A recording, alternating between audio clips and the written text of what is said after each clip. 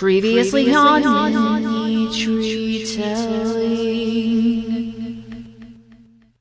Callie, what is your wish? Well, I decided that since Spooky Month, the holiest of all months, is upon us, Of course. what better way to enter upon it than with The Mummy 2017, starring Tom Cruise and Sofia Boutella.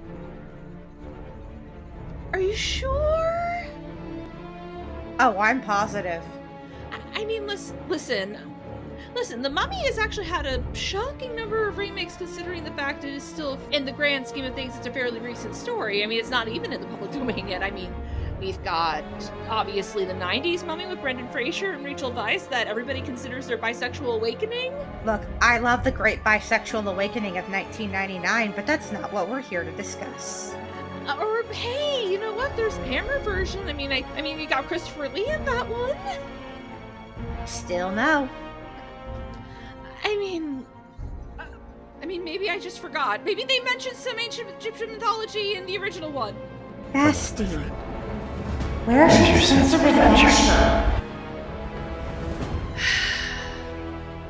Well, dear listeners, I have no one to blame but myself. So join us next week for the beginning of Monster Month 2, The Dead Are Rising, where we will be covering what could have started the Dark Universe, The Mummy 2017.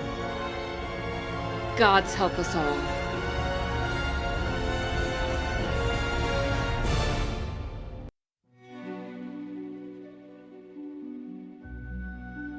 This is the Scroll of Thoth.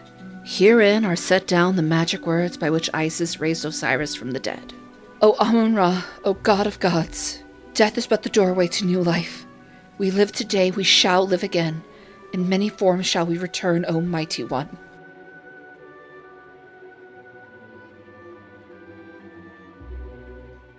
Welcome to A New Tree Telling, the podcast where we explore all the ways old tales are made new. I'm your host, Jasmine Garcia. Welcome to Monster Month 2, The Dead Are Rising. And joining me today for the very first time is... This podcast is now the start of a cinematic universe. Hello, I'm Sabrina, the ringer pick for this episode. The lifeline, the call a friend, if you will. Yeah, exactly. And as we announced in the previous episode, this is our very first wish episode. Basically, all of the members of our little podcast family each get 3 wishes. And the very first person to bite the bullet and actually request one is... Hi, I am set on being the veil between life and death, Callie Castle. And, well, one of those wishes is what I like to call a wild card wish. This is basically a sneaky way of justifying us going outside of the purview of the public domain on this podcast. And Callie, would you like to tell us what you decided to use your one and only wildcard wish on? At least for a while, absolutely. The Mummy, but not 99. Not the great bisexual awakening and crisis of 1999. No. The Mummy 2017, starring Tom Cruise, Annabelle Wallis, and Jake Johnson. Yes. So, Callie, why did you do this to us? Because I'm a menace to society? You can mention the real reason. It's fine. Because of the podcast Are You Afraid of the Dark Universe, hosted by the brilliant Dalton and Dylan? Yeah. I mean, regular listeners have probably heard us talk about this at length as of now, especially on Dracula Weekly. But for those of you who do not know, there is indeed a podcast called Are You Afraid of the Dark Universe, where essentially they take this much maligned film and decide to ask the question, but what if they did keep on making movies? And you know what? It is about 10 times better than that premise would suggest. It genuinely does rock, but that does not necessarily mean that it made me like this movie any more than I already do, as you could probably guess from my response to this. But before we go But it is how we met Sabrina. It is how we met Sabrina. And would you like to tell us about your connection to the Mummy franchise in general, Sabrina? Well, the thing you have to realize about me is that I was born in 2001, which I'm sure is already making people feel old. You are 2 years younger than my brother, yes. But what that means is that I was not of the right age to be there for the 1999 Mummy. I was not a Brendan Fraser fan. You know, he was out of the zeitgeist by the time I started watching movies, like, at all. So The Mummy 2017, starring Tom Cruise, is my first Mummy. I have gone back and watched the 1999 one, I think a couple years ago. It's okay. I don't really remember much of it. I've seen The Mummy 2017 about 9 times, I think is the total right now. So I may be the person on earth who's thought about this movie the most outside of people who were directly involved in making it. Honestly, I would argue you probably think about it a lot more than people who were directly involved with this movie. Sometimes I imagine Alex Kurtzman just lying awake at night in between all his Star Trek production meetings, just thinking about The Mummy, thinking about Tom Cruise, thinking about what went wrong. Your age, though, Sabrina, makes me feel like Set as the fucking Slender Man over here. God. We will have to have River explain the concept of power word age to you at some point. Although, actually, you could probably power word age them. Damn. I love that. Callie, other than, of course, the podcast that this podcast has kind of almost become like 1/3 fan podcast of, what is your connection to the Mummy franchise? Well, I paid actual US dollars freely of my own accord, willingly, excitedly, to go see this movie in theaters, and it was my very first Mummy movie ever. Not only did I do that, I walked out having had a good time and enjoying it. And I was a little confused as to why people didn't like it. Now I get why, but I still like it. It's got problems. I'll roast it, but I do sure like it. Because of your blurbo. Obviously, it's because of the blurbo. Jake Johnson, if for whatever reason you are somehow listening to this, first of all, hi, big fan, but not as big of a fan as Callie is. And as for me, I've mentioned this before, I was actually quite the fraidy cat as a child. I was one of those fraidy cat kids to anxious adult who loves horror movies pipeline kids. Although, actually, arguably my first introduction to mummies in general and just the concept of properly enjoying monsters, especially the Universal monsters, were a 1-2 punch of course, some old Scooby-Doo cartoons. And y'all ever heard of Tuttenstein? Set a moon, my master, my pharaoh, my king.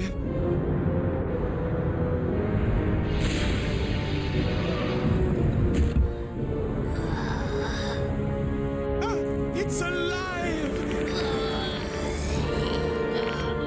It's alive!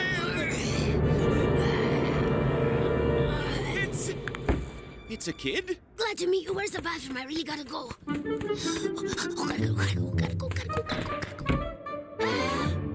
You know, you're a real monster. Like Frankenstein? Yeah, you're Tenstein. I am King Tutankhamun, the all-powerful, the all-knowing, the ruler of all that I see. And modest, too. Bitch, I'm from Absolutely. 92. Yep, good, we all have. Yeah, that show was a lot of fun and got me into Egyptian mythology, which is one of the reasons why this movie annoys me, but we'll get into that. Honestly, I probably only got interested in watching the 34 Mummy because of a scene from the TV show Bones. See, there's this episode where 32 version of the Mummy keeps on playing on the screen, and it turns out Bones is a huge fan of it and quotes along with it. Wait, that's so wholesome, I hate it. Oh, The Mummy, 1932. You don't know who Britney Spears is, but you know this movie. It's the film that made me want to be an anthropologist, although I prefer Cheney's Mummy to Karloff's. Oh, I love this part. And yet I shall awaken memories of love and crime and death. Like, that scene lives in my head rent-free. Anyway, that got me interested in watching the 32 Mummy. I mean, I'm one of the last people on Earth who saw that before the 99 Mummy, because, like I said, fraidy cat child, I was not going to be watching the 99 Mummy at the time, so I missed out on that bisexual awakening. My bisexual awakening was Pirates of the Caribbean. And the less we talk about that, the better right now. So actually, when this movie was first announced and people were getting really annoyed about it on behalf of the 99 Mummy, I was just like, you guys do realize the 99 Mummy itself was a remake, right? Right? With that said, since then I have watched the 99 Mummy movie and the Mummy Returns, and like, I'm not going to pretend that they're masterpieces, but my mom and I had a swell time with them. Like, I get the hype. Frankly, the sheer gangbusters chemistry between Brendan Fraser and Rachel Weisz in those movies definitely helped forgive a lot of sins. Because I am of the full belief that if you can at least get one or two characters that your audience can really root for, you could probably get away with a lot, especially in this genre. I had heard about this movie and was skeptical because, on the one hand, as someone who by this point was a big fan of most of the monsters like Dracula, Frankenstein, and what have you, and had always thought, it's kind of weird they haven't already tried to do like a shared universe of monster movies, because that was like kind of the original cinematic universe in a weird way. Even though, of course, the continuity was all over the place and you could never get away with that now. But again, all the more reason why, in this age of Marvel and everything, like, why wouldn't you try to? Problem is, hardly anyone else has really pulled it off, except I would argue MonsterVerse is pretty decent. I enjoyed those Godzilla and King Kong movies, but yeah, I saw the trailer, including the one that didn't have any music or anything. That was weird. Tom Cruise's screams, man, those sure were screams. No.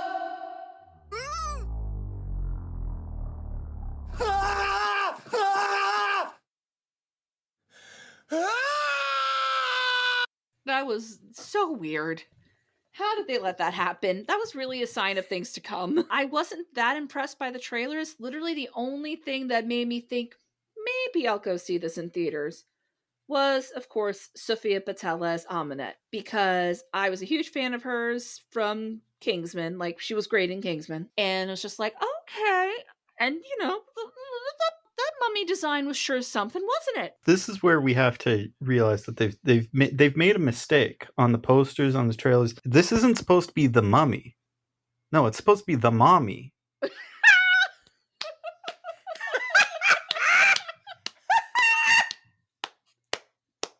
Brilliant. Thank you. I'll be here all week. Tip your waitresses. I mean, listen. Let's hear her out. Let's hear her out. Can women do anything? To quote Ellie. Yeah. They hate to see a girl boss winning. Yeah. They really do. Which brings us nicely to the first part of the fucking movie. Yeah, because here's the thing, dear listeners, for those of you who do not know, while I did decide this counted as a wildcard wish, there are technically two figures from the public domain in this movie.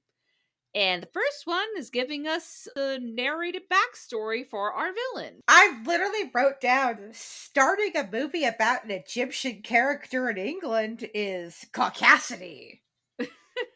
Yep. Russell Crowe as Dr. Henry Jekyll, and of course, eventually Mr. Hyde. And then it's time for exposition dump! Which, is not the worst thing to do. It's kind of a tradition with the Mummy franchise by this point. But, they did it badly. He's staring at a wall. In my lifetime, I have seen so much evil. Well, it's a special wall. It's got carvings in it. I've seen this movie 9 times, and I'm still not entirely sure what the carvings are or why he's looking at them. But there are carvings. So it's an important wall. It's a wall we never find out the importance of. You just gotta trust us, okay? How much you want to bet that was going to end up being a thing if this had continued on as planned? Oh, absolutely. But yeah, basically we find out that Sofia Boutella is playing an Egyptian princess named Ahmanet, which this is a nitpick, but not actually a valid ancient Egyptian name. But again, it's partially Greek. Yeah, which not unheard of. Obviously, Hellenism was a hell of a drug, but I don't think that's what they were going for here. And you could tell they didn't do their research, because basically it turns out that because she got passed over for the throne for her half-brother who was a fucking baby, after all the work she had put into becoming queen eventually, she makes a deal with Set, and they specifically call Set the god of death. No, Universal, go to your room. But I will say, I really like the Raven foreshadowing in this scene when she's summoning Set. That looks real fucking cool. The burbs are flying around. She looks a little spooked out. She's like, should I actually do? Yep, I'm gonna do it. Oh yeah, listen, Sofia Boutella is doing her goddamn best. And yeah, the summoning scene is indeed very cool. But yes, just so we're clear, dear listeners, Set is the god of many things, specifically god of deserts, storms, disorder, violence, and foreigners. You see any actual death there? I don't think so. And what's crazy to me is they really didn't even have to do that. It's kind of insane to me because it reminds me of how often they'll treat the underworld in Greek mythology as if it's just hell and Hades is just the devil. For the most part, Egyptian mythology had dodged that. This is like the equivalent of that now. And I'm just like, no, stop also, why does he look like Slender Man? Why? Yeah, it's kind of insane because we know how Set is typically depicted in the art. He looks like a jackal. Hell, Doctor Who got this right. Well, you see, this was a studio action film with horror elements in the mid-2010s, which means Javier Botet was contractually obligated to be in it somewhere. They had to fit him in somehow, and, Set, good a role as any for that guy. You know what I mean? Yeah. Also, it's worth noting the Slender Man movie literally came out the year after this, and nobody liked it. So, and I believe Javier Botet played Slender Man. Yeah, I saw that movie twice. Yeah, I figured that was the joke. It just sure was a design choice. And it's a shame because you can do so many cool things with the designs of the Egyptian gods because, they typically are basically portrayed as part humanoid animals, and that could be really neat if you aren't cowards. Google is free. But it's not like any of the things that are listed as what he is god of would have contradicted anything in the movie. If anything, it makes even more sense than him being the god of death. Literally, she summons evil into her. That's chaos. Yeah. Congratulations, it fucking works. Even the fact that he's the god of foreigners. He's got a literal American that's going to be possessed by him soon. Hell, there's actually evidence that ancient Egyptians actually knew about the Americas. The real question is, would you rather have Slender Man Set in The Mummy or go back a year? What came out in 2016? Gods of Egypt, featuring Gerard Butler, noted Scottish man, as Set. You've got a Slender Man. We're working on a scale here. We're working. It's the spectrum of Hollywood. You take what you can get, I think. Unfortunately, you have a point there. God. Egypt was having a really bad time of being represented around that time for some reason. Between this, Gods of Egypt, and the Exodus movie, what was going on? But can we talk about, how, she kills her family, including the baby, which, girl boss? Feminism win. Listen, the thing with Ahmanet is as cool of a character design as she is, and how, you know what? I will give this backstory credit. This is actually a really interesting backstory. And I think they could have done something really cool with it, but this is one of those movies that couldn't decide if they wanted to have a villain that has depth, or if they just want pure evil bad guy. And the movie very much suffers for it. Which kind of brings me to, the guy that she's going to try to put Set into, which also complicates everything. But, I feel like this man that she's about to stab should really have more questions. This man is just dope. Let's go. No questions about why he's about to be stabbed with a dagger. Well, I'm sure she informed him of it. But yeah, it's also worth noting that, just the fact that they're portraying the pure evil god as the god of death, it's just no, in ancient Egypt they didn't really see death as something to be feared, at least not to the same extent that most of culture, I would say, is now. It was just considered the next stage of existence. You're talking about this guy having no questions, as if we don't live in a culture where we see Chappell Roan up on stage with a sword and all collectively beg her to chop our heads off. You got exactly. Like, I feel like Ahmanet absolutely explained everything to him, because you got to remember, this guy was. I can see why you would forget it, but this guy was like her lover at the time. I feel like she probably gave him the same pitch she would go on to give Nick later on. It's just like, you'll be a living god. Which honestly sold me. Sold. I'm sold. Let's go. Stab. Stabby stab stab. See? Exactly. None of us really have a leg to stand on when it comes to judging this guy. Yeah, no, I don't judge this guy at all. I'm not judging him. I just think I wish I would have seen the I'm sorry, you want to what? Like that we get with Nick later. Again, we are but simple monster lovers and women enjoyers. I'm not. That is, of all the things to pick at this movie, this is not one of them. But she fails to have Set possess her boyfriend, even though she clearly already has powers as a result of Set. So it's just like dagger, stone. And like, she has the double pupils, so hasn't he already possessed her? So why can't he just keep possessing her? Why does it have to be the body of a mortal man? Like, why isn't her body enough? Why does it have to be so, like, what is her purpose then?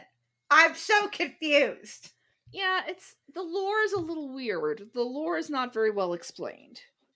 And again, these are the kind of nits that we would be less likely to pick if there was anything that grabbed onto us. And I feel like that's a good transition point to being introduced to our quote-unquote hero. Question mark. I want to point out that they knew Iraq was in Mesopotamia, but not that Set wasn't the god of death. Like, again, Google is free, and clearly they used it. They just used it in some really weird fucking ways. Like, at this point, I think it was just specifically they decided to make him the god of death, I guess, so they could have the life-giving powers. Which, fine, honestly, I guess. Fine. Yeah, sure. Go for it. Whatever. I feel like you could have thought of something else there.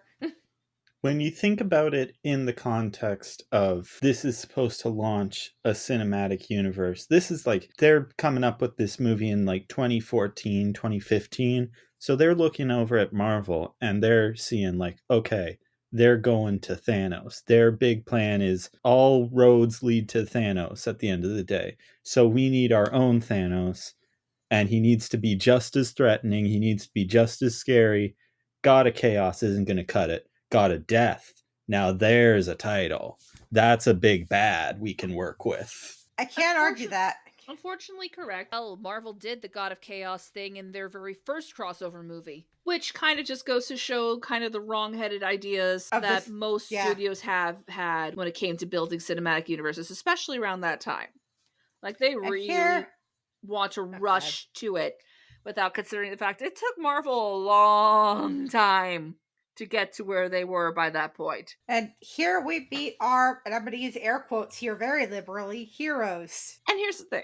Like, yeah, we use it very liberally, but the thing is, like, at least if you were to look at the behind-the-scenes stuff, that was intentional. Like, Nick Morton is not supposed to be a good guy at this point, but... Man, that sure did fail spectacularly. He's less of a hero and more of like a hapless folly man who the movie happens to. Yeah, like in the behind-the-scenes stuff, the whole idea is that this is a guy without a soul, and he becomes a better person by the end, ironically, by taking on a literal monster inside him, which are just like, again, on paper, that sounds awesome.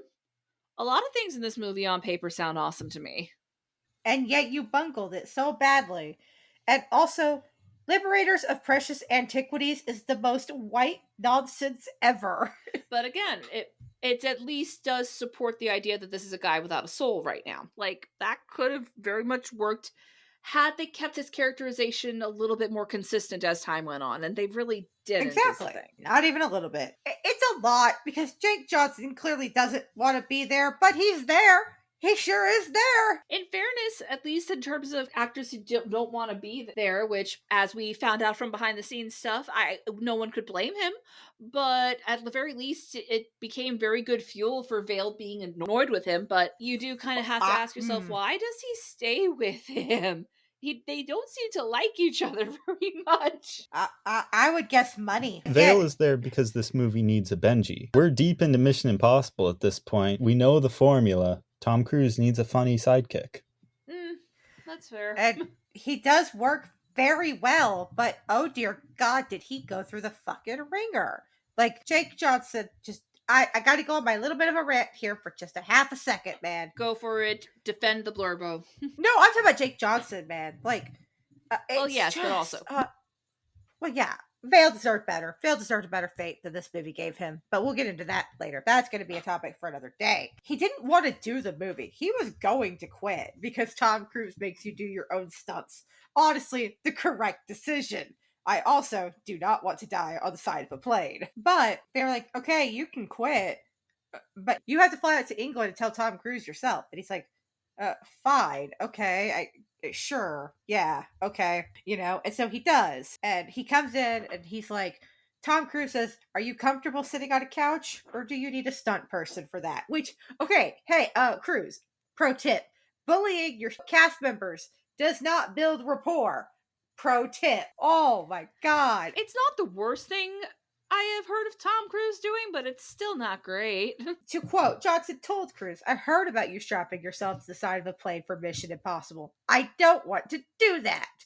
I don't want this to be a story of like, Tom Cruise and fellow actor fall off a building and their heads get smashed. Because in Sweden, there's going to be a big photo of you, but there's not going to be a big photo of the fat guy from New Girl next to you. Which, I got thoughts about that because he's not fat, but they fat shame him in New Girl too.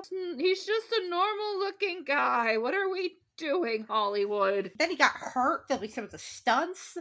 Like, he was on a 3-story building that collapsed and he landed on his back. And he was like, are you injured? And he was like, or hurt? And he's like, is there a difference? First of all, the answer is no. They're both bad. And he was like, can you go again, or is something broken? I was like, I mean, I can go. And he was like, so you're hurt. Of course you're hurt. You fell off a building. Get up. What? Tom, please. I mean, again, considering all we have heard about how he treats his partners, and of course the whole Scientology thing, Tom Cruise not being a very nice dude is not surprising, unfortunately. And listen, I really tried to look past that because I actually am not a huge fan of Tom Cruise. I really have only ever liked him as Lestat, and now that we have Sam Reed, why even bother? But exactly. I really did try to look past that because, like, the thing is, regardless of how I feel about the man is a charming performer, and I feel like that has gotten him through a lot of scandals. But unfortunately, I don't know what happened in this movie. I do not feel any sort of charisma coming from this character who really should be charismatic, because otherwise he got nothing. Vale is so tired because it's like, come on, slip in, slip out, just like we always do. You son of a bitch! Oh my God! We're gonna die! We're gonna die! Slip in, slip out! Oh, this is not like we always do! Like, this has clearly been a lot. He's been through this more than once, clearly. I'm gonna go pray to my shrine of Tom Cruise in my closet, if y'all will excuse me. It's okay, Sabrina. You can bring up your feelings here. It's okay. This is a safe space. That's a joke. He is a strange individual who I do not think I would like to be in a room with. But, well, there's no but to that statement. There's just a period on that statement. I like his movies, though. That's super valid. Like, tons of people do. I'm aware that I'm in the minority there. And that's like, I'm not saying you can't like his movies. I'm just mad about how he treated a fellow human being. Like, enjoying somebody's performance as an actor is not necessarily an endorsement on the person. It doesn't have to. Yeah. And anybody who says that it is, like, no, that's not fair. Yeah, I just assume everybody's a bad person. Like, I don't trust anybody like that. You know, it's so valid because, yeah, Hollywood just loves to attract those kinds of people. You got to be at least a little psychotic to want to put yourself out there that much. You know what I mean? Yeah. You have a point. Again, I would not be complaining so much about this if this movie got a bead on what kind of character Nick Morton was, like, on screen. Like, is he supposed to be a roguish anti-hero? Is he supposed to be kind of a hapless nobody who gets way more than he bargained for? Is he supposed to be genuinely a massive douchebag who needs to learn a lesson? Yes! You can't be all of those things. At least not But what if you can? At least not in a Hollywood blockbuster you can't. Or if you... All the characters are pretty one-dimensional in this movie. Nick Morton has the distinction of being half a dimension, in my opinion. Oh, you're He not is wrong. whatever the movie decides he is per scene. At this point in 2017, Ethan Hunt, who was previously one of the most blank slate Hollywood characters, Ethan Hunt had started to get some interiority to him. William Cage in Edge of Tomorrow was a real character. Mm-hmm. Nick Morton is Tom Cruise starring in The Mummy. There's just not a whole lot to the guy. And the thing is, like, there was a time when you could get away with that with action movies. Like, 80s, 90s, nobody really cared. Although, of course, there were always exceptions. Like, I haven't seen Die Hard, but from my understanding, John McClane absolutely has a character and a personality. But back then you could get away with more vacuous characters, for want of a better term. But nowadays we do actually expect characters to have personalities that we can root for. Yeah, that's the thing about it is Tom Cruise is like the last of the breed of the action stars where you sell the movie by putting their last name on the poster bigger than the title of the movie. That is true. You know, we used to be awash in Arnold Schwarzenegger and Sylvester Stallone and other types of that nature. Jean-Claude Van Damme, if you want to go a little lower grade. Tom Cruise is a man out of time. He belongs in the 80s. But he just has such longevity that he's still pulling out the playbook in 2017 and it's not working for him. You can't do that when you're trying to launch a cinematic universe. You can't launch a cinematic universe 90% of the time anyway, but you really can't like this. But, like, I will say, it is very funny, the scene where they are escaping the insurgents, and they are just, like, running, and he is just like, I'm thinking! What are you thinking? I'm thinking we're probably gonna die here. I knew it! Well, yeah, the time for thinking was, like, a half an hour ago. Exactly. Yeah. He's still got a fastball in a couple scenes here. Yeah, no, like, again, this movie is not without its high points, and that is actually a really good scene. And like I've said it before, this movie has all the ingredients of a movie I would probably love, but it feels like they just kind of tossed it on the floor instead of, you know, mixing it together in a bowl to cook a meal. This is because, and if I'm going to be harsh for a moment here, this is because Alex Kurtzman is not a film director. Oh, is that why Tom Cruise got to steamroll him? Yes, very much so. I'm going to delve into some Tom Cruise scholar material right now. This is one of the only movies he's made in the last, like, 10 years that wasn't directed by one of three guys. Like, Christopher McQuarrie is his guy. He writes on every single Tom Cruise movie. He did rewrites on The Mummy, trying to save it at the last minute. But he also writes and directs every Mission Impossible film at this point. Doug Liman is who he goes to for slightly weirder stuff. Like Doug Liman handled Edge of Tomorrow and American Made. And he's going to direct the movie where Tom Cruise goes to space. Actual space. And then the third guy, who's not quite all the way to McQuarrie or Lyman's test, but is definitely a Tom Cruise guy, is Joseph Kosinski, who did Oblivion and then came back into the fold 9 years later with Top Gun Maverick. Alex Kurtzman is not a Tom Cruise guy. He is one of the stock archetypes of studio filmmaking in the 2010s in that he did a lot of TV work. He did like a $4 million budget indie drama that no one saw. And then he got called up by Universal and was like, do you want $170 million to make The Mummy? And Alex Kurtzman, being that you can't really do anything other than 4 million indie dramas that no one sees or the biggest blockbuster ever made anymore, says, sure, I'll make The Mummy. And then Tom Cruise steamrolls him. And Alex Kurtzman never makes another movie again because he goes to showrun all of Star Trek. And from my understanding, that definitely seems to be more of his wheelhouse anyway. But that's fair. That's super fair. I do think it's really cute when they're like, the insurgents, he's called in the military strike, and he's just like, did you do that? I'd like to live, so yes, I sure fucking did. What are you gonna do about it? Yeah, that's the thing. Like, listen, I love a good bickering comedy duo. That's not the vibe I was getting from this, unfortunately. It should have been. It really just comes off as if Vale fucking hates him. Which I'm gonna blame behind the scenes drama. I'm gonna blame that. Possibly.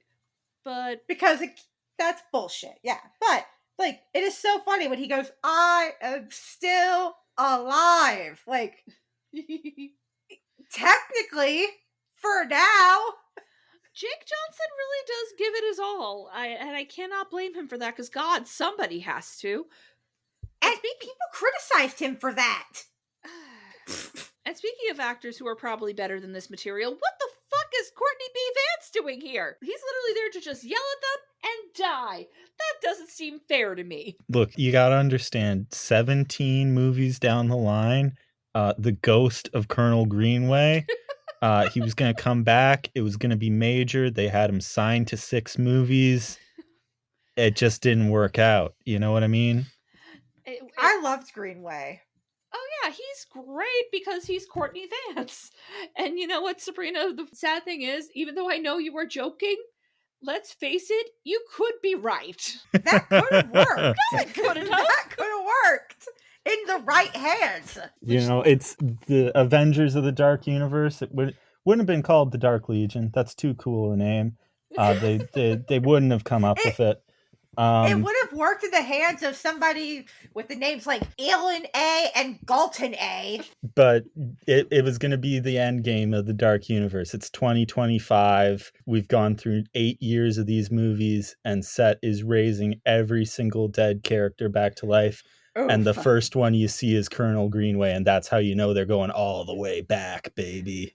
Nice. You two assholes! I wrote down, this is my military brat status coming in here. Tom Cruise obeying military orders. Challenge impossible. That is a consistent thing in his movies, isn't it? Literally every single movie. All of them. All of them. Literally all of them. But, like, Vale throwing Nick under that bus was so valid. It was the correct decision. Mm-hmm. Like, nope, this was him. Yeah, this is kind of a humiliation conga line for Nick, because he got that, and then Jenny shows up and slaps him in the face and basically tells God and everybody that he did not last long during their one-night stand. God, I love that. I love that for her. She just bitch slaps the shit out of this man.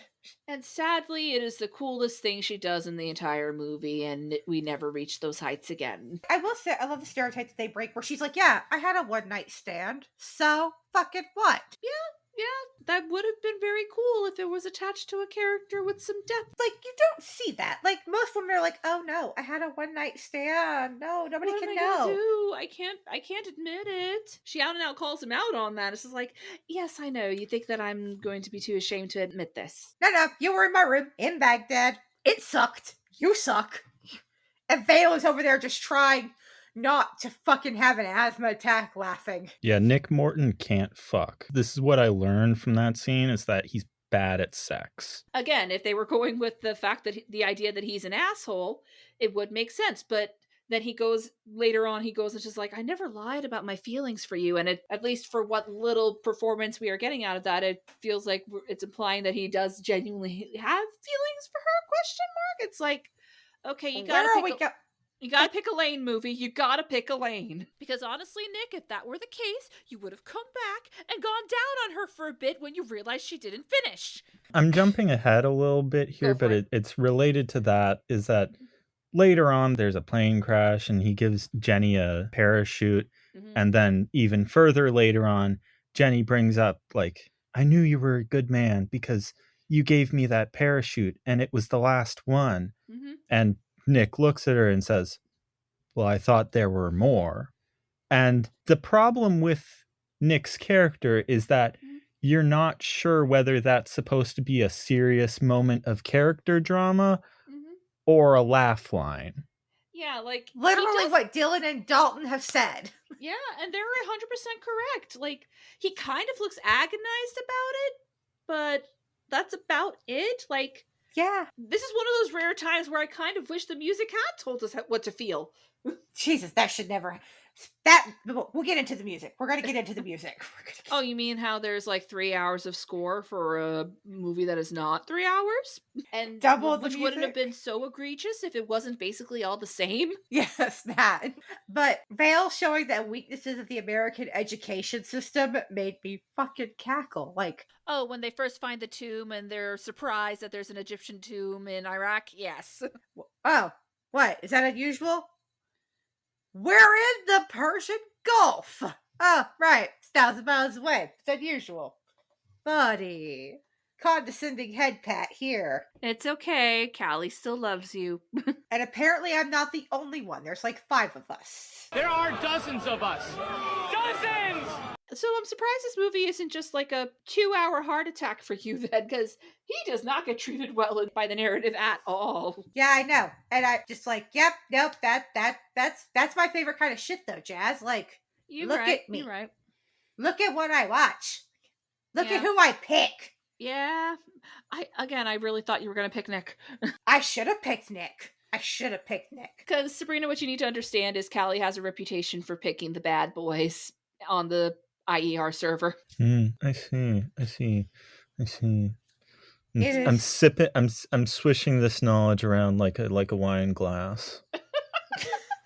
That is concerning.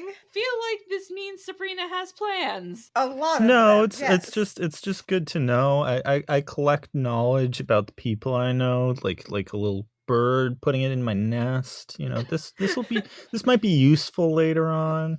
Oh no.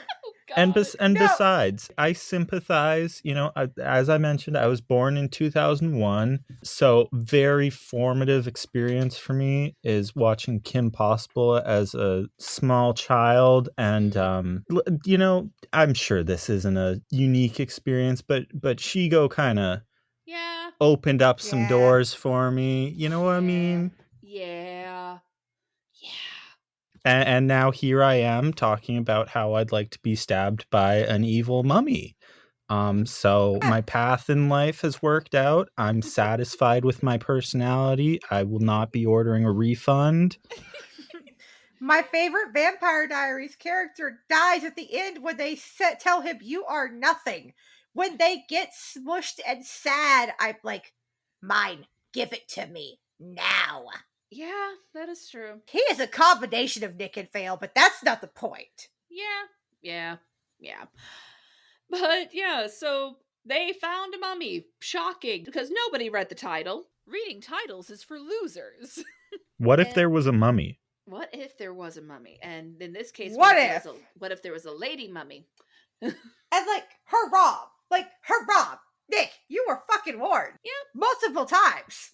And to this movie's credit, the tomb scene at least looks pretty cool. And we could actually, like, see shit. What a concept, man. Being able to see shit? Oh my god. This is something I wanted to bring up. I'm diverting off into talking about the industry at large again. You watch this movie, and this thing came out in 2017, and people hated it. Like, it's got like a 13 on Rotten Tomatoes. It's like fully critically panned, nadir of blockbuster cinema. And you go 7 years later, and the standards have bottomed out so fully that I think if this movie came out today, I think the Dark Universe would be real. I think they would have looked at this and been like, you know what? It's going for something. Let's give them a second shot. Let's see what their Frankenstein looks like. Maybe there's something Question mark? Let's see how people react to the Flash. Let's see how that goes over. Maybe there's something here. I will give this movie this. It is not nearly as bad as its reputation. It really isn't. It really isn't. It's like, just aggressively mediocre. But it is so funny when they walk into the tomb and they are so excited. They are like, there is shit to steal. Let's fucking go. Yeah, you had pointed out, Callie, that Vale is actually very successful compared to Nick when it comes to stealing shit in this game. He really is. It is so funny to watch. He is just like, I'm a little raccoon. Nick's got to move a little faster. Like, he stares at a ring for like 45 full seconds before reaching out for it. And it's like, just move a little faster and Jenny isn't going to turn around yet. You waited. You're waiting, man. You got to whack-a-mole. Vale rolled a nat 20 on his theft check. Nick cannot steal for shit. Like, seriously. Vale didn't even want to do this and he's better at it than you. What the fuck? It's also very funny when Vale sees like one of the little statues staring at him as he's doing his little raccoon thing and he's like, you know what? Bye. I'm gonna steal my stuff and bye. Especially once the spiders show up. Like, that man is onto it. He has the correct idea. Yep. Jenny is busy having a geekgasm over it. Nick is doing a bad job of being a thief. Vale is really the only one here who knows what's up. He is baby. What you have to understand about this mummy hole, for lack of a better term, is that it's not a grave. It is, in fact, a prison, because there's no provisions left for someone's journey to the underworld. This is being buried here is a fate worse than death. So, naturally, whatever's here, we got to dig it up. We got to bring it with us. This is a very good idea. In fairness, that's a very white people thing to do. He starts hallucinating ancient Egypt stuff, and Sofia Boutella looking very gorgeous. I mean, you know what? If you're gonna hallucinate from mercury poisoning, that's the way to do it. Who among us? Truly. I mean, he looks very bored and confused, but... The thing about it is that this movie starts 10 minutes too late. We should see Nick and Jenny before Nick ditches her, just to get a better read on Nick as a character. That would have been a better first scene with him, yeah. What's potentially motivating him and what his baseline status is like, because he gets mind whammied by Ahmanet within like 15 minutes of the start of this movie, and he's just acting erratically for the rest of the film. He is not acting normal at any point in time, and as such, it's extremely hard to get a baseline read on what normal even is for him. Like, who are you?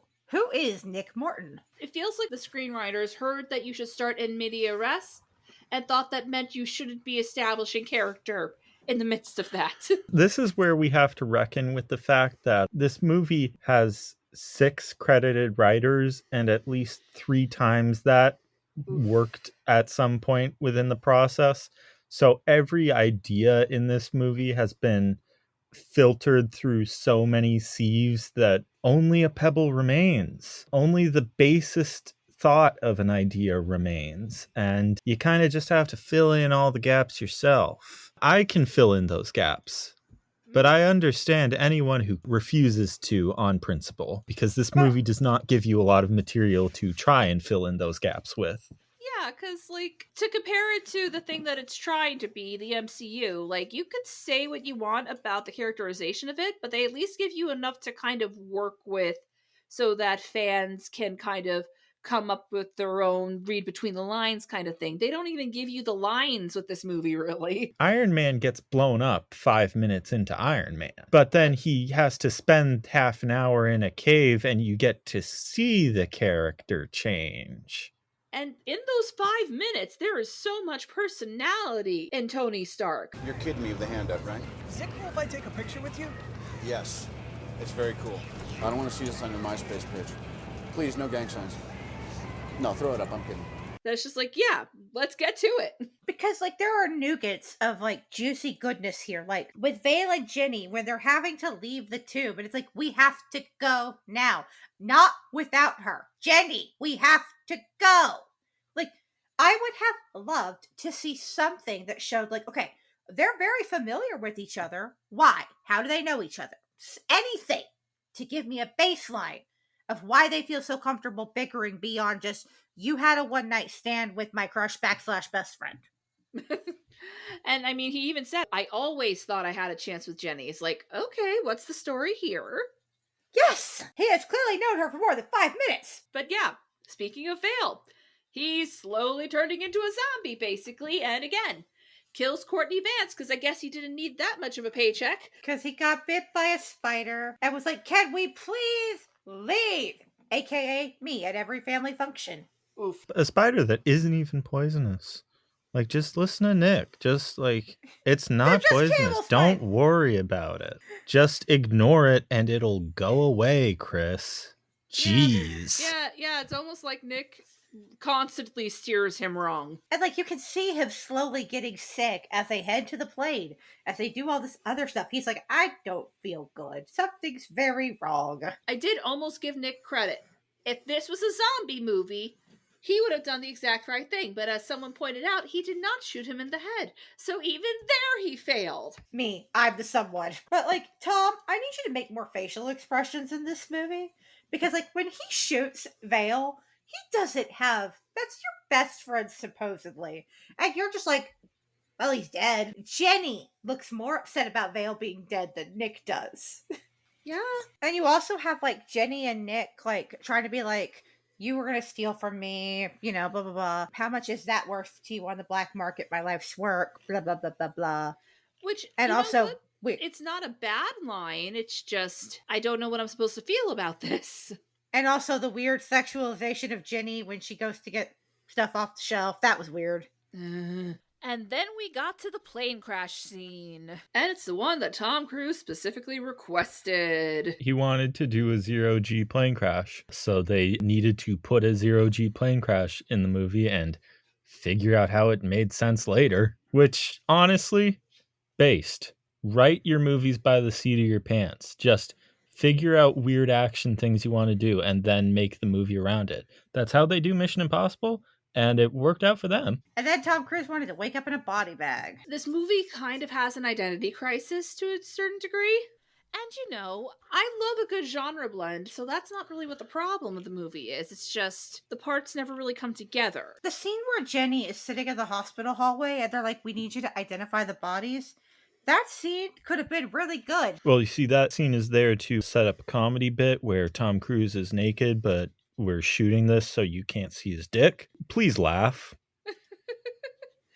They certainly tried to, but please laugh and/or ogle Tom Cruise, who's in great shape for his age. That scene is so cringy, and Jake Johnson desperately needs more dramatic roles because, like, when he is like, "You're cursed, Nick," like, he was so good there. Guys, one of these days, I'm gonna make Callie watch An American Werewolf in London. It's gonna be over for this part of the movie. I could like both, you know. That is possible. I know, but.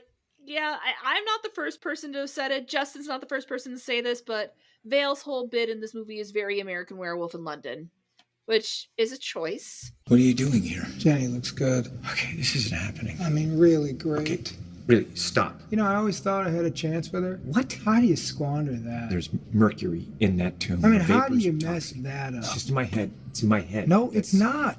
Can I have a piece of toast? Get the fuck out of here, Jack. Thanks a lot. I can't take this. Am I asleep now, awake, or what? I realize I don't look so hot, David. But I thought you'd be glad to see me. David, you're hurting my feelings. Hurting your feelings? Has it occurred to you that it might be unsettling to see you rise from the grave to visit me? He did good with it. Yeah, no, like, again, a lot of the monster designs in this movie are pretty good, and, like, Jake Johnson actually is semi-effectively creepy when he is zombie. Bravo. There are shots here that I would love to see in, like, a really good zombie movie. Again, the moments where she's raising the dead are effectively really creepy. Like, Ahmanet looks like Gollum sometimes, the way she moves. It's so fucking creepy. The bar scene gives us Ahmanet lore and Prodigium lore. That's why it was important. That's what the end goal was. Oh, sure. I forgot about that because I wrote, the lore is important, but it could be better. Because Jekyll is like, don't tell him anything else. Bring him here. Because then he goes into the bathroom, and Vale is like, you shot me 3 times. Yes. 3 times, Nick. Okay, the third one was unnecessary. You freaked me out. I panicked. And we're cursed. And then you get Setepai, and I'm probably mispronouncing that. Setepai, thank you. Which apparently Setepai. means chosen. I do not speak ancient Egyptian. I cannot tell you. Which I don't think anyone does, according to what I've researched on it. Like, it's like, that's the whole problem, is that Jenny shouldn't be able to read it or speak it. Oh, God. getting attacked by rats was delightful. I don't have any notes. That was just fun. Yeah, this movie does seem to like kicking Tom Cruise's ass, at least. Which, given the amount of influence he had, is genuinely surprising. Love him or hate him, he's a consummate showman. He knows he can't just win every fight and still be the man. You gotta get beaten up if you want the win at the end to mean anything. You know what I mean? Like, he's not The Rock. He's not bringing in a contract saying he can't lose a single fight. Yeah, no. And we got plenty of very beautiful moments where he's just getting his ass beat. And I even said in my first view of it on Letterboxd, I was just like, this is for Nicole, this is for Katie, this is for all the victims of Scientology. I did get so annoyed when Jenny was like the sarcophagus. Okay, Jenny, no offense, I don't have time for fancy archaeology words. Nick, those are just words. Like, what are you talking about? You absolute clown-faced chucklefuck. And again, if he was a clown-faced chucklefuck consistently throughout the movie, it'd be annoying and funny. But basically, Vale's ghost encourages Nick and Jenny to go find the dagger of Set, which is going to turn out to bite them in the ass in the end, but it does force them to kind of come together and go on a bit of a scavenger hunt. Like, Nick does drive the thing in circles. 'Cause she's in his head. Yep. Who wouldn't want Ahmanet in their head? I mean, oops. Here. You know, no. Let them cook. Let them cook. I mean, it does kind of beg the question, why the fuck are we letting him drive? Also, why is Jenny rooting for him to beat her up? Jenny, you know better than this. You are a monster hunter. Get her, Nick! Get her! What are you doing?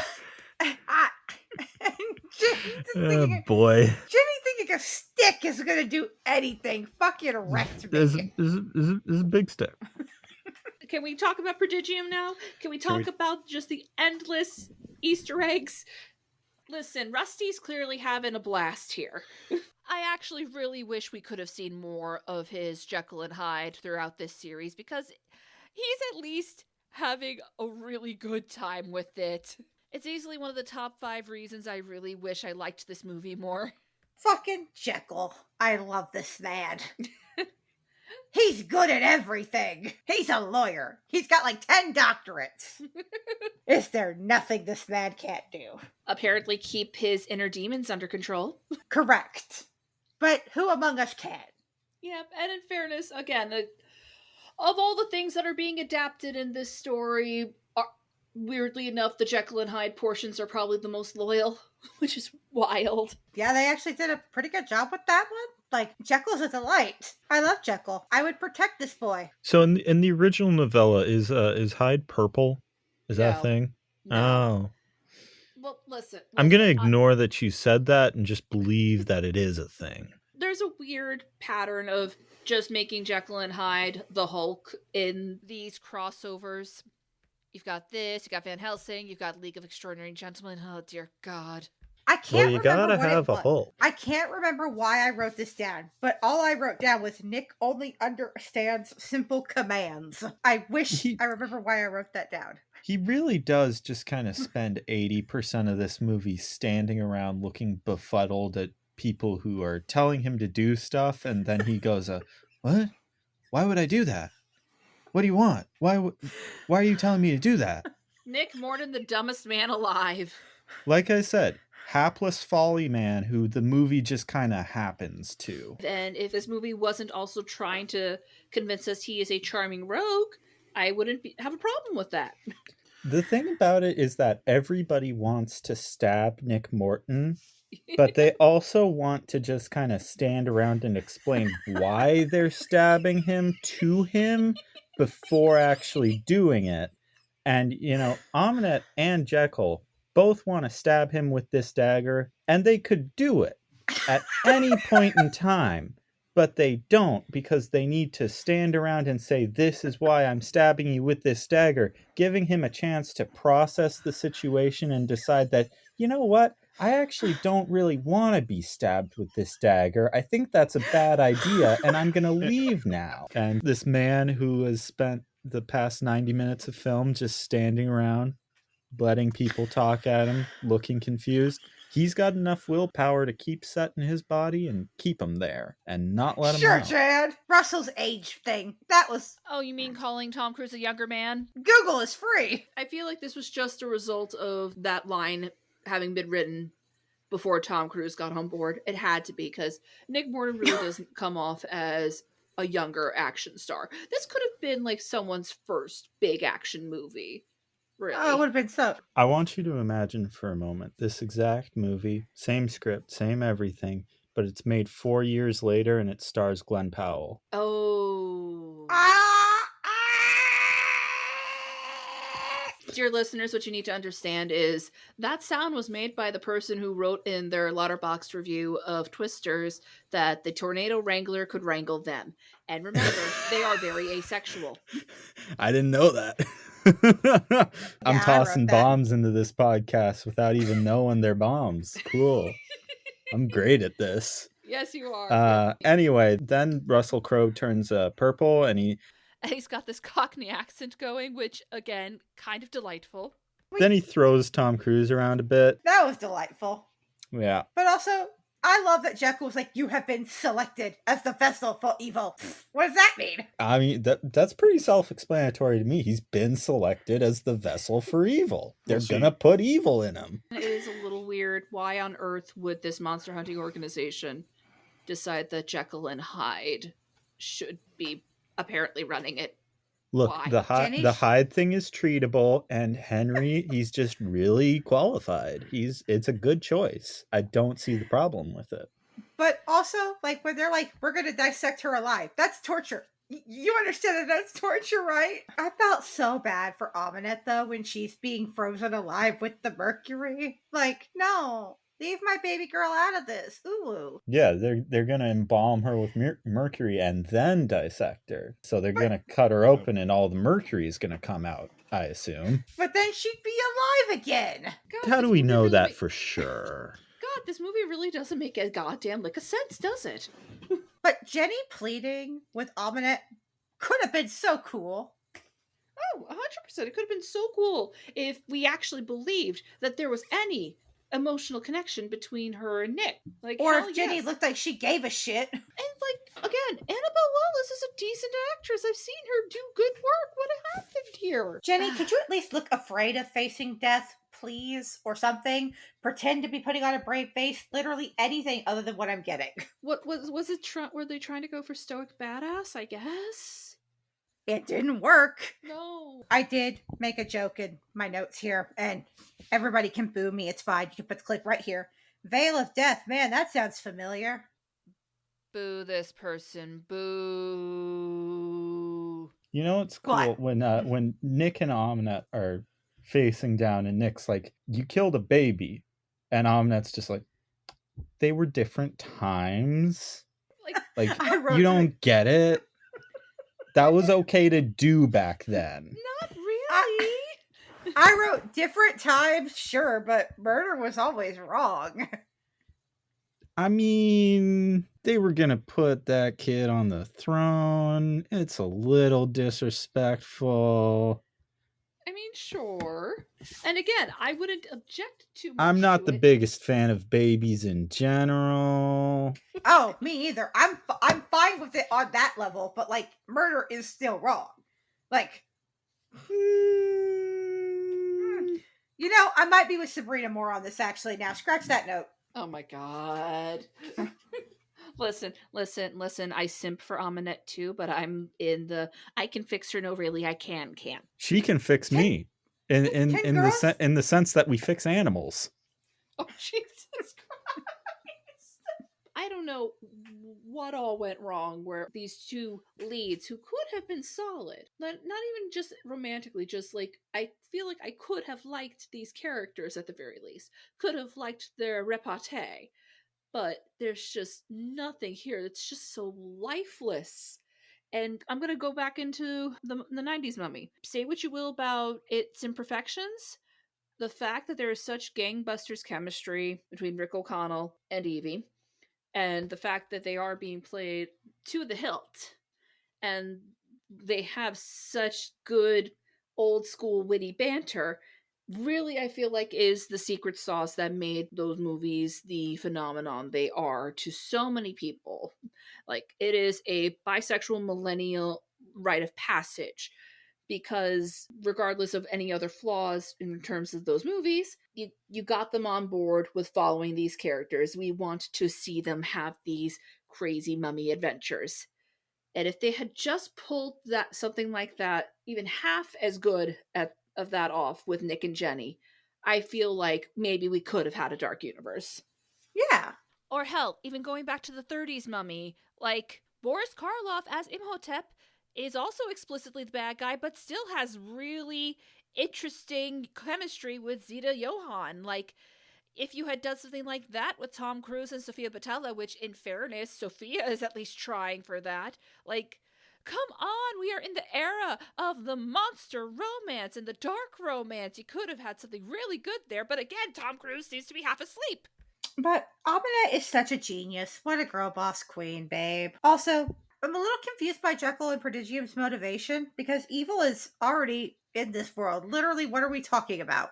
Yeah, it like, again, this movie spits on evil. It's, again, very half-baked, half-formed, which, oh, hey, I guess that could have led to their Hunchback of Notre Dame. But I do love all the Easter eggs in Prodigium, though. That's fun.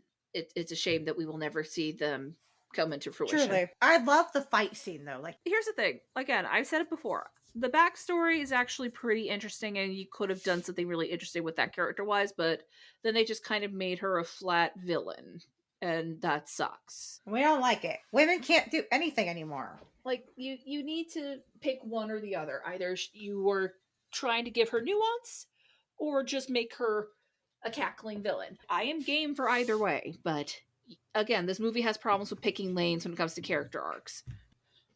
But that scene in London, chef's kiss. It is pretty great. The glass, the sand, the all of it.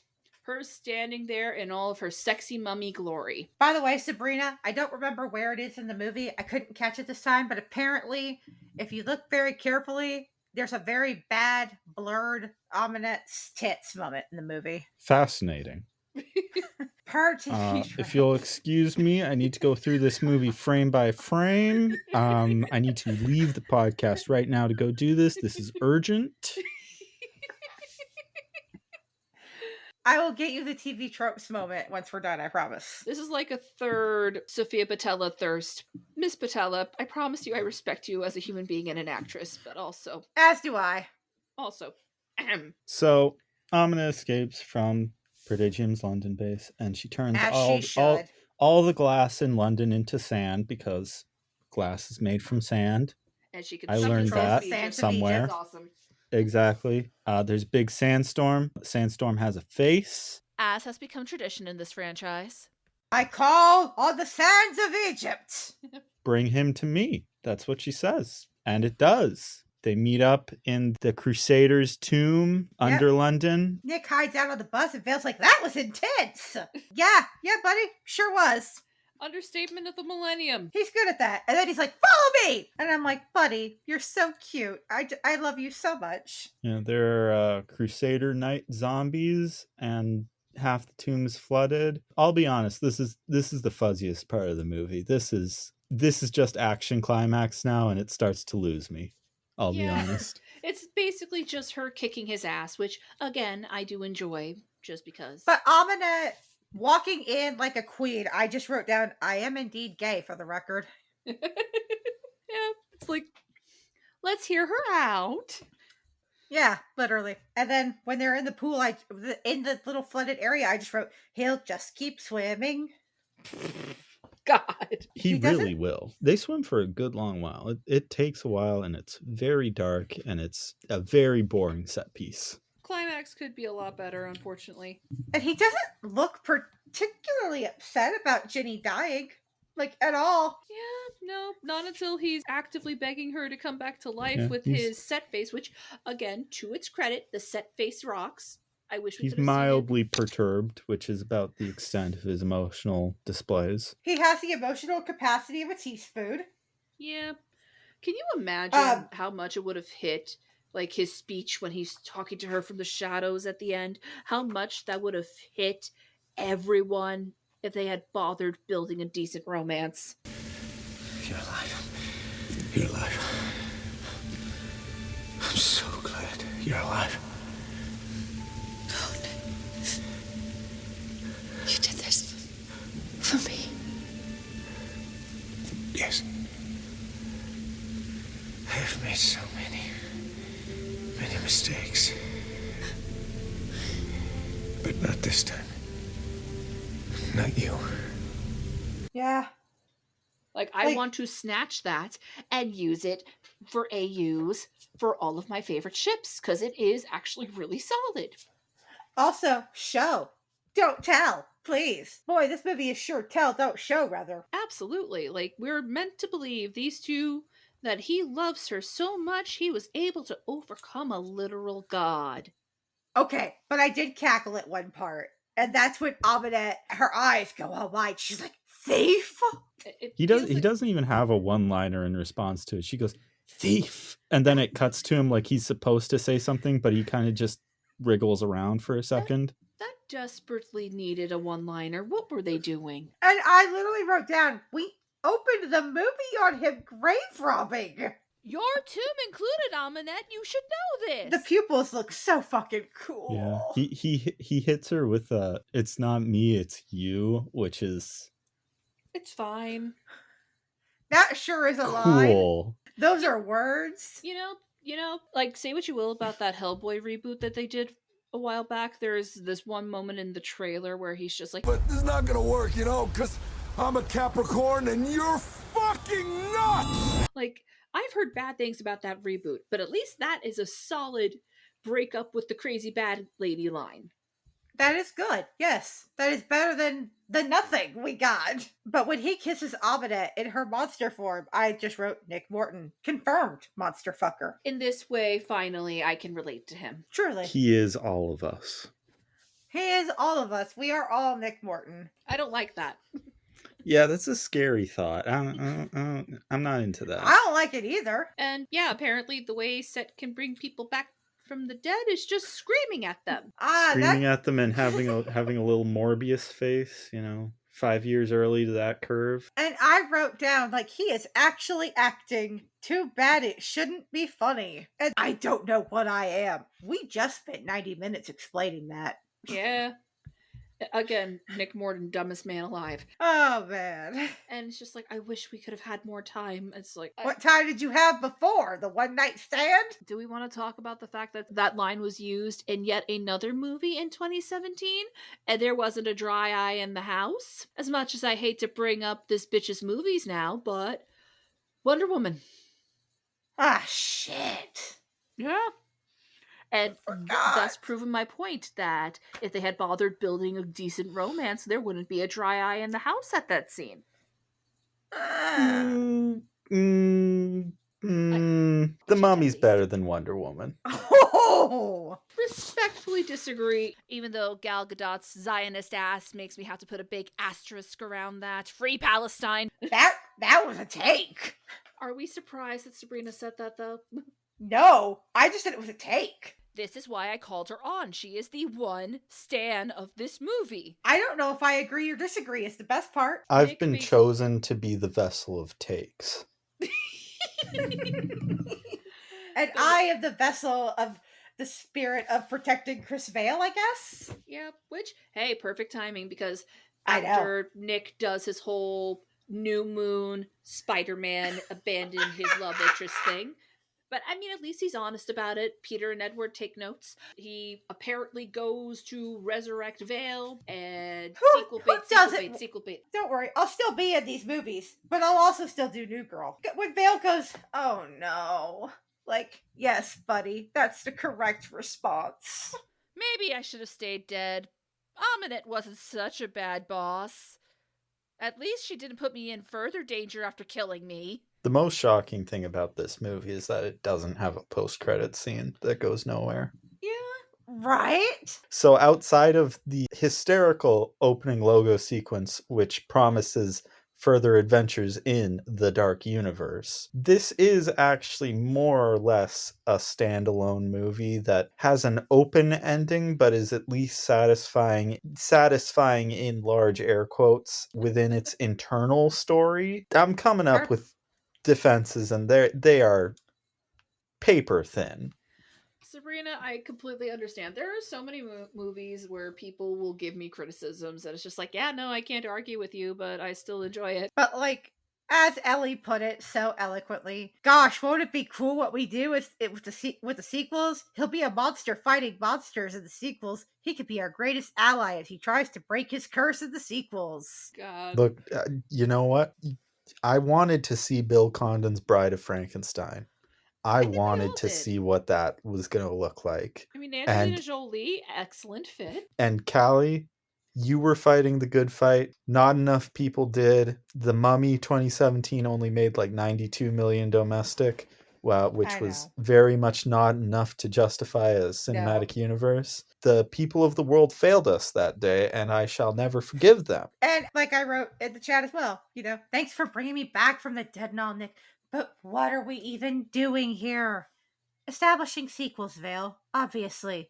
And people need to know that just because you're filming New Girl doesn't mean you won't continue to be in these films. But you know what? A bad box office performance and being critically panned might.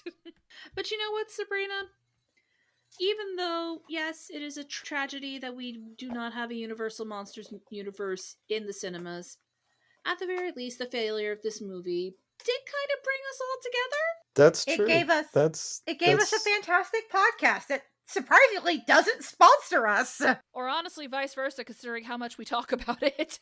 The thing about it is that everybody else discovered that podcast just by people saying it was good, and I discovered it by specifically looking for the continuing adventures of Nick Morton and Ahmanet. I'm the one person who went into that podcast like, yes, give me the Mummy 2. I need that. Jazz suggested it to me, and then I've suggested it to all of my little disabled friends, like, hey, do you want to feel seen? Let me give you the Mummy Returns. Yeah, so in conclusion, sad as it is, at the very least, it gave us some damn good podfic. Damn good podfic. Do we want to talk about my rewrite and how we fix this film, Jazz, or our rewrite? Yes, because one time, Callie and I basically do pre-work chats every day, and one of the things that we ended up realizing is a way that you could possibly fix this movie is you kill off Tom Cruise in place of Vale, and it's Vale as the hapless comic relief, who is now way in over his head and is now dealing with Ahmanet and Set. You just pull a Psycho, you pull a Scream, kill your biggest star, all bets are off, I just buried Drew Barrymore. As Jazz put it, he's the Ellen Ripley of the Mummy. Because he's the one who sees what's coming a mile away, but nobody listens to. Yeah, that sounds about right. He is Cassandra. Yeah. I think there's potential in the idea. Too bad nobody with money listens to me. With that all out of the way, why does the Mummy endure? Racism? Kinda.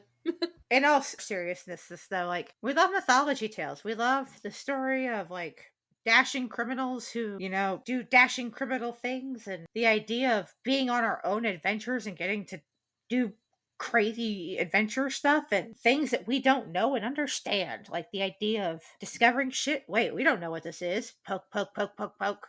Uh-oh, that was a bad idea. Let's poke it again. Let's see what happens. I'm of the opinion that the Mummy needs to endure more. We need a new Mummy movie every, 2 to 3 years. And they don't need to be connected to each other.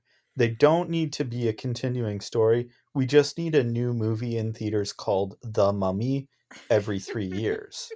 I love that idea. Interesting. Who's your next mummy? I mean, ideally, someone who's actually Egyptian for once. I cannot believe Night at the Museum still has us all beat on that. The guy who played Aladdin. Oh, yeah. God. I would love that. It is such bullshit that he is struggling after that movie made like $1 billion. Bullshit. I would love that. Yes, that is a good choice. And because that's the thing, this is not an original thought. This is from the YouTube series Monster Vlogs. Trickster Bell and Theme Snark pointed out how really, if you're going to do a modern day mummy movie, you kind of have to address the anti-colonialism angle, really, which honestly I feel like they could have done with Ahmanet. Like, it fits in really well. It would have fit in really well with their established, like, she's been taken from her power.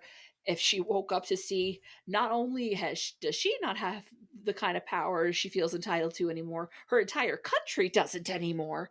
That could have been something. Not to mention a couple of white knuckleheads robbing graves.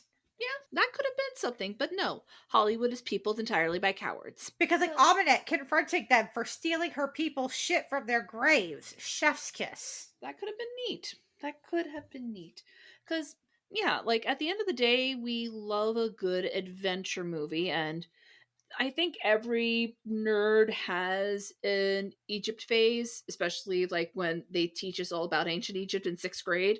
Like, that seems to be an almost universal experience, at least in the American education system. And yeah, a lot of it is kind of the Orientalism of it all, as our dear friend Shami would put it. But also, yeah, ancient Egypt is cool, man. It definitely deserves a little more exposure, at least as much exposure as Greek mythology, I feel like. And respect. And respect. Exposure and respect. You can do both. I think the 30s mummy, for all of its flaws just that are inherent of the time period, I think is a really solid, toxic, centuries-long love story. And I think the 90s mummy is a hell of an action romp with a solid, not toxic love story in the center. I mean, I haven't seen the Hammer ones, but I mean, it's Christopher Lee. I'm sure it's pretty cool. And then you have this, which should have been everything I ever wanted in any movie ever. Weep. It had so much good going for it. What happened? Tom Cruise taking the leads and the yes men being in charge. It didn't help. 13 writers. Yeah, that's about it. I'm sure everybody was trying. It just feels like everything that looked good on paper was handled in the least interesting way. Anyway, final thoughts. The final thoughts is Jake Johnson deserves better, more dramatic roles. Give this man all of the roles. Tom Cruise, please stop ruining films. This movie has all of the components. I should have loved Nick Morton. And I'm glad I used my wish on this because I got to talk with two of my favorite people in the world. Aww. About a movie that I should love, but don't, but it's okay because I got to enjoy it with friends. That was sweet. My final thoughts on The Mummy is that it's a good movie and you should watch it right now. It's probably on a streaming service. You should sit down and watch it right now. Right now. Right this second. As of recording on September 27th, it is on Peacock. Makes sense. Subscribe to Peacock and watch The Mummy right now. This isn't nearly as bad as its reputation makes it out to be, but it is aggressively mediocre, and for a franchise that does matter quite a lot to me, and I think has a lot of potential, not just the Mummy, but the Universal monsters in general, mediocrity and wasted potential might be even worse than if it had just been bad. My other final thought, this is just going to be a quick shout out. Dylan, Dalton, want to thank you guys for giving me some great friendships, give me some great pod lore, and giving me just, another chance at this movie and making me love it more, and giving me some people who I really care about, giving me new opportunities, reigniting my creativity, and just making this world a better place. You guys are the best, and I can't wait for many more years of creativity from you guys. And I wish you all the success. Yeah, honestly, we will use this as a segue to the plugs. If you do follow Sabrina's advice and watch this, no matter how you end up feeling about the movie, go listen to Are You Afraid of the Dark Universe? They put in so much work to fill out this universe, answer all the unanswered questions, throw in some really cool characterizations. They're reaching the beginning of the end of this particular saga, so now is the perfect time to jump in. One day, senpais will notice that we keep talking about them here. With that out of the way, who has stuff to plug for themselves? You can find me on various social medias, depending on, you'll find the links in the link tree, but I'm on Letterboxd, I'm on Tumblr, I'm on X, I'm on Blue Sky, I am on all of the things. Some of them I'm at Veiled Set 10, some of them I'm on Callie Castleton, but the links are in the link tree below. But most importantly of all, if you like good music, you should go and listen to Dalton DeShane and the traveling shows Hell Breaks Loose on Spotify, or Apple Music, or YouTube, wherever you get your music from, because that music video is pretty great. And Dalton is one of the hosts of Are You Afraid of the Dark Universe, which brought all of us together. I am on Letterboxd as Sabrina Monroe and no other social media, because social media is the devil and you should not be using it. Also, if you support the Are You Afraid of Dylan and Dalton Patreon for as little as $5 a month, you will not be monetarily supporting me, because I am not Dylan or Dalton, but you will be able to read my scripts, which I'm very proud of. Mm-hmm. Give other people money and I will give you things in return. It's great. You'll also potentially get to hear my sequel to The Mummy 2017, which will be about Vale's second death. That'll be fun. Vale gets kidnapped. It's going to be a good time for everybody. Yeah, the Discord for Are You Afraid of Dylan and Dalton is actually just ripe with creativity. There's a lot of stuff that I'm helping to write at the moment with our dear friend Reed.